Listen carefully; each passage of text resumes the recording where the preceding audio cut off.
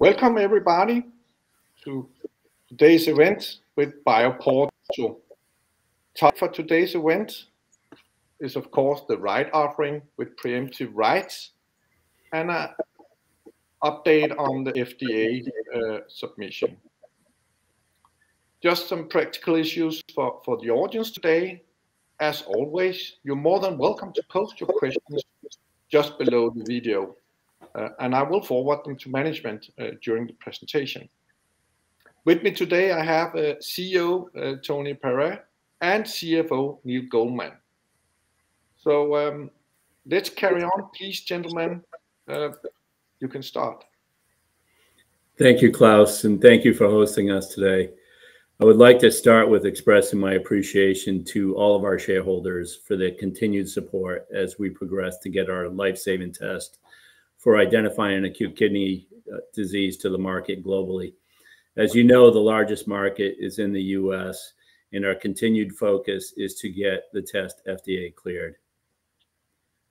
This presentation contains forward-looking statements. This slide contains important disclosures regarding those forward-looking statements and other information regarding this presentation and the securities described within it. In line with our communications about our capital plans made at both our annual general meeting and our quarterly results update, we recently announced a new preemptive rights offering to raise up to 59.4 million DKK. During our last quarterly update, we announced a cash position of 58 million DKK or $8.4 million US as of March 31st, 2023. With our cash burn, we expect this amount to last into 2024, including past FDA approval of our test. However, we do not know the ultimate timing of FDA approval of the NGAL test, which is for use in pediatrics, but our current plans are not to perform another capital raise before that time. We are undertaking this offering now since we cannot predict the timing of the FDA approval, and it is important that we have enough cash to sustain operations in the meantime and make some preparations for commercialization post-approval. During this webcast, I will provide an update on our FDA submission and share an overview of the opportunity for both current shareholders and non-shareholders to participate in the rights offering. Then Neil will walk through how to exchange rights into BioPorto shares and review the offering schedule. Finally, we will open it up to questions.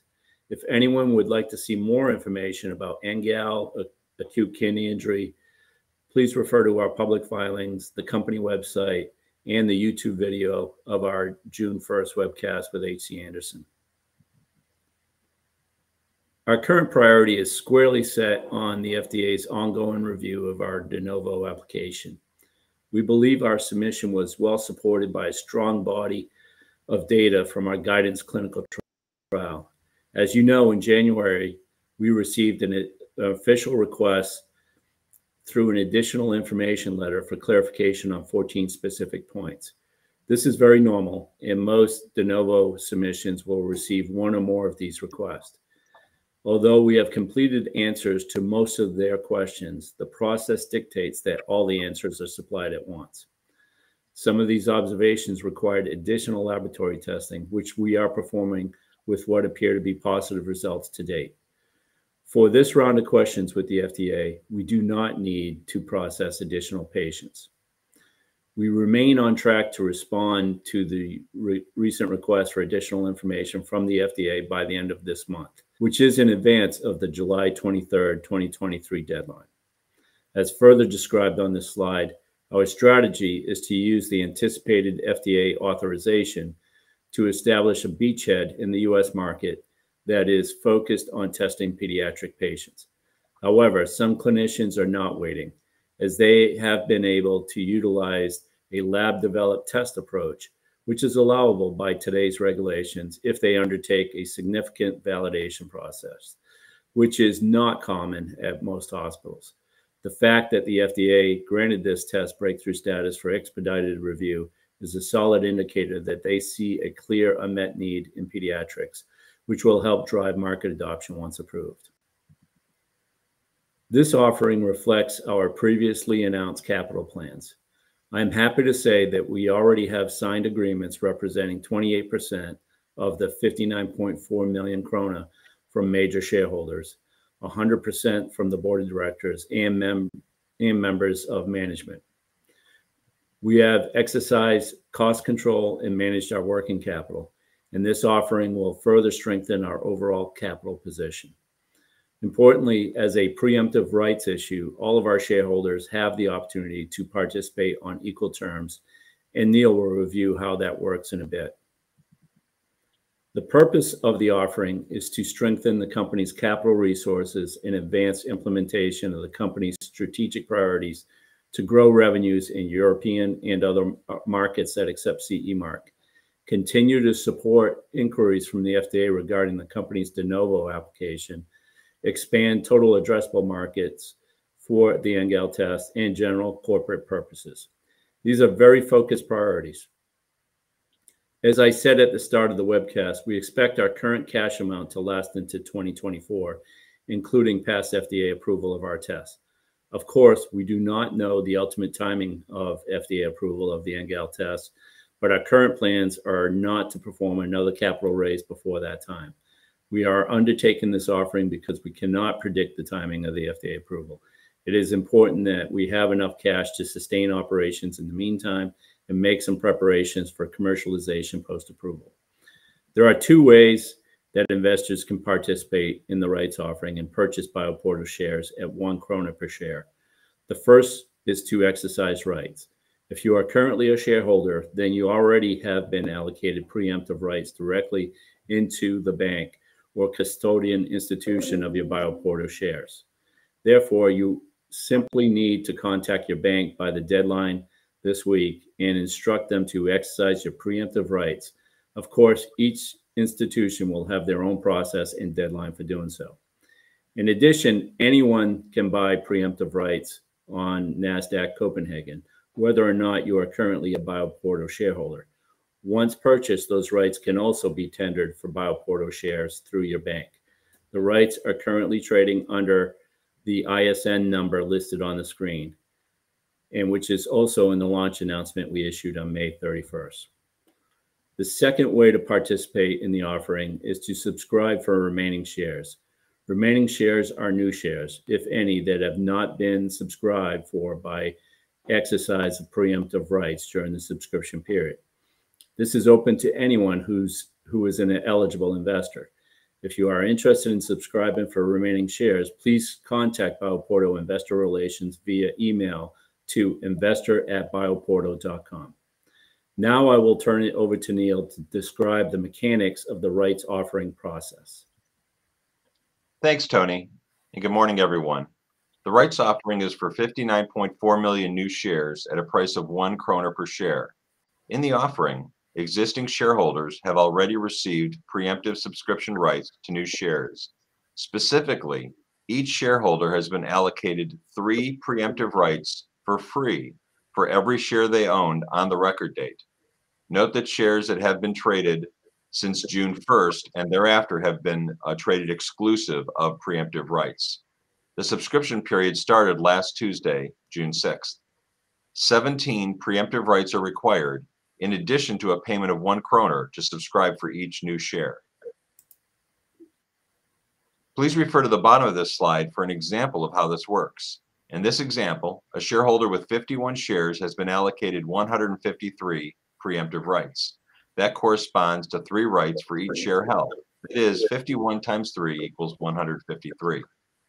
The shareholder can then contact their bank now to tender these 153 shares to receive 9 new shares based on payment of 9 kroner, corresponding to 1 krona per share offering price. That is 153 divided by 17 equals 9. As Tony described, current shareholders and other qualified investors, including the entire board and members of management, have already undertaken to exercise preemptive rights and subscribe for remaining shares that might not otherwise be subscribed for by existing shareholders. Together, These will already provide gross proceeds of approximately 16.6 million kroner, or 28% of the targeted raise amount. The subscription period for new shares runs through June 19th, and the rights can be traded on NASDAQ Copenhagen through June 15th. As Tony described, during the rights trading period, investors can buy more rights through NASDAQ Copenhagen if they wish to subscribe for additional new shares. Alternatively, preemptive rights can be sold if they're not going to be exercised, and this must be done before 17 o'clock on Monday, June 19th.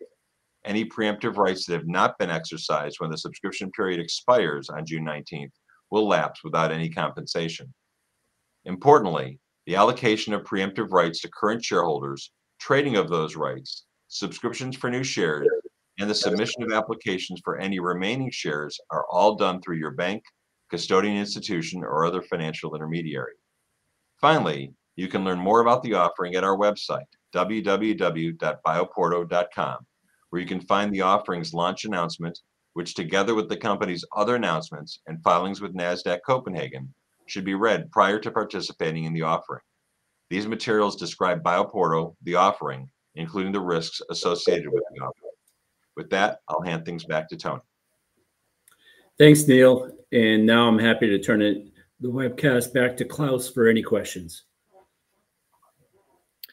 Thanks a lot, Tony and Neil, for a thoroughly run through of the share issue and the current status on your FDA application. And with that said, we open up for questions, and there's already a couple of questions coming in here. There's a question about the net proceeds. Do you have a minimum amount you're looking for to avoid any further capital raises before the FDA approval, Tony? I think you mentioned that during your presentation. Yeah, so we have a minimum amount in mind. We haven't revealed it publicly, but yes, if we are less than our target, it's highly likely that we'll close the round of financing. Yeah, as Tony said in the prepared remarks, we announced our cash position at the end of the first quarter of 58 million kroner, and that was sufficient to get us, that we believe that was sufficient to get us through the approval. But not knowing when the approval will come is why we want to be appropriately conservative but balanced with this raise, which is why it's limited to 8 million euro, or the corresponding amount in kroner, to make it cost effective. Thanks a lot, Tony and Neil. And you also mentioned that a really good backup, both from yourself, management group, and from the board and the largest investors. And that's always a good sign. Just briefly on NGAL in Europe, there's been a couple of questions about the CE mark. I know you put it on the agenda earlier this year. Tony, could you just very briefly elaborate on what is the CE mark, and does it go both for the pediatric and adult testing, please? Yeah, so the CE mark allows us to sell into most countries in the European Union without any additional registrations or proof of efficacy. It is not limited to pediatrics or adults under the current IVD regulations. So I will tell you that there are customers that are utilizing it for both pediatrics and adults throughout Europe. Thanks a lot. Then there's a pretty long question here, also about the CE market. Just to give me just 2 seconds. About the sales, do you see that, Neil? Or let me take this one first. Or Tony, just see here. It's maybe too long to read any words.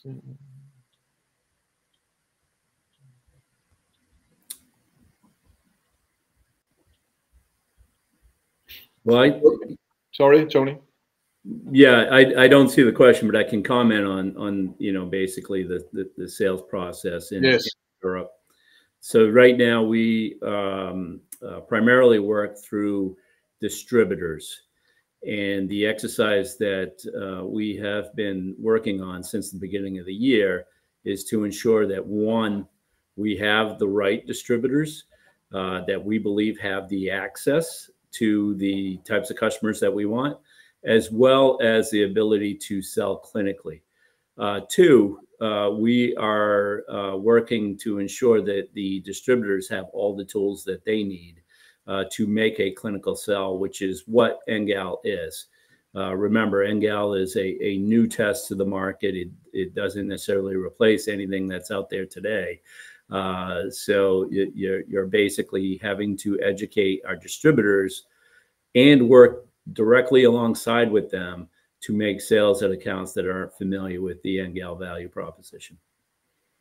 But Tony, I think part of the gist of the question, in addition, if I could summarize for you, Klaus, is around what's different now in terms of the approach with Europe versus past attempts, if any, to commercialize in Europe, because it has been available for a number of years in Europe.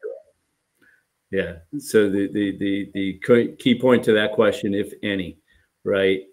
So I think what is different today is really selecting the right distributors and making sure that they have the education and the tools. Typically, when you have a commodity test, one that's been on the market for a while, it could be marketed as a catalog test, right? People know what it is. They go to the catalog, they order it. And that was the approach the company took in the past. The unfortunate thing is not, a whole lot of clinicians knew about NGAL or how to use it, and we're going to change that. Yeah, and as the viewer asked as well, of course, it's very important with the US market due to size, but it's not like you're not able to sell it because you already show numbers and you change the strategy and you show that in your Q1 numbers as well. So it's out there, and as you mentioned, Tony, it's in the catalog. So that's important to emphasize. Yes. Then there's a question here. You hope to expand the addressable market for the NGAL test. What would be examples of this besides the obvious potential adult indications? Other settings you could mention? Yeah, so other settings would be, so right now our test will be approved. We anticipate it will be approved for pediatrics in the ICU. Obviously, like you said, Klaus, the expansion into adults is one of the areas that we want to execute on. But adults can be in the ICU, can also be in the emergency room, could also be in outpatient settings. And then importantly is to expand the number of instruments that are able to run the test. So through our research use only product, the test is being utilized on every major clinical chemistry instrument that is out there. But when you submit to the FDA, you have to validate for a specific instrument and then expand from there. And so our plans include expanding the number of instruments that will be on label to utilize the test. Thanks a lot, Tony. Then there's a question about your cash position, and the viewer here ask, you must be pretty sure that you have an FDA approval this year. If not, what is your plan B? Yeah, if we don't get a well, let me answer that a different way. So in our financing, in our raise process, we are not anticipating an FDA approval anytime soon, right? So it could be that the FDA approves in the first half of next year, and so that's part of our financing plans is to make sure that we have enough cash to last at least that long. If the FDA goes beyond that, or basically provides us answers where we have to do additional testing, we will have to assess what type of testing is required in order to get the approval, and then make cash decisions based on that. Yeah. So just to make sure it's absolutely clear, we're not saying that we believe it's going to be this year. We're not saying it's going to be next year, because the agency is going to do what the agency is going to do. Right. It's our job to make sure that the company is well positioned to be able to adapt for the variability of outcomes and timings that can happen when you're dealing with a regulator that makes their own decisions around timing. Thanks a lot, Neil. That's very important to emphasize. Is there any more questions out there from the audience? Please post the questions and I will forward them to management. There's one coming up here regarding distributors, marketing and sales. The shareholders have been around for a very long time, and many are tired when the FDA approval is available. Wouldn't it be smarter to let more experienced players on the market with an established sales structure buy the company? That's a good question, but it could be difficult for you to answer that question. Yeah, I don't control their purse strings, but I will tell you from experience that larger players, if they were interested in a product like ours, they would like to see one, FDA approval, and then two, they would like to see some level of market adoption, so that the element of risk is reduced significantly before they make a purchase like that, right? But we're not operating the business. Let me make it very clear. We're not operating the business to be acquired. We're operating the business to basically drive market adoption of the NGAL test. And if there's others that are interested, in making an offer, of course, we're stewards for our shareholders, and we have to listen to anybody that comes to us. Thanks a lot, Tony. There's a question here coming in. How come the questions raised by FDA have not been disclosed yet? Yeah, I mean, I think that's one of those where we need to keep those somewhat close to the vest, because there'd be a lot of speculation around what's required to actually answer those. They're very detailed in nature, and I don't want to let that level of information get out there to be exposed to some of the speculation out there. I can tell you that the testing that's required to answer some of these questions, we've done almost everything. We're finalizing the last test required to answer. And when I say finalized, we've actually executed the test. Now we're just writing the report. So, however, that being said, how the FDA reacts to our responses is really up to the FDA, and they may come back with other tests. Yeah, and other questions, I should say. Yeah, and you mentioned several times, Tony, that there's nothing fishy about the process. The process is actually very straightforward, and you just follow that path actually. So then there's a question. It goes very much on the past as well. I'm sorry, but as far as I can see, you have paid royalties for the sales to Abbott in your license agreement. This then has to be taken out of the projection. Why is there virtually no interest in this product after 10 years if it really is a blockbuster? And then extremely limited sales, no license or distribution agreements involving money to BioPorto. You touched upon that a couple of times, but please, Tony, you could maybe elaborate a little on that. Are you saying no interest from Abbott at this point in time? I mean, I'll reinforce that what these big players really want to see is market adoption of the test before interest is there. Good. Then goes a question here. How is the profit sharing agreement with distributors? If you could elaborate a little on that, how it would look like, and how should we look at potential future margin levels in that respect?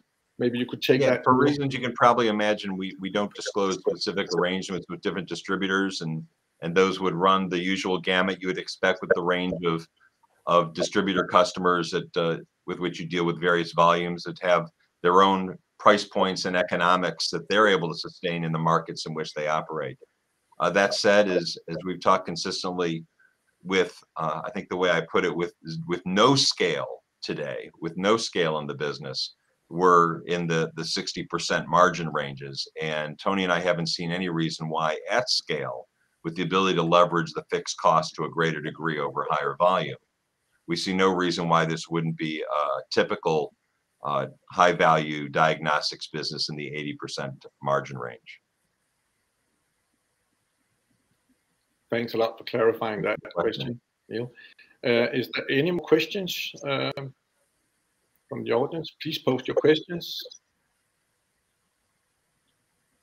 I can mention in relation to today's interview, which we will of course post later on today, we will also in HC Andersen post a one-page on the company, just briefly touch upon what the company does and you know, and some valuation and stuff like that. So for the audience just to know, look into the page later on today, and we will post this one page of it.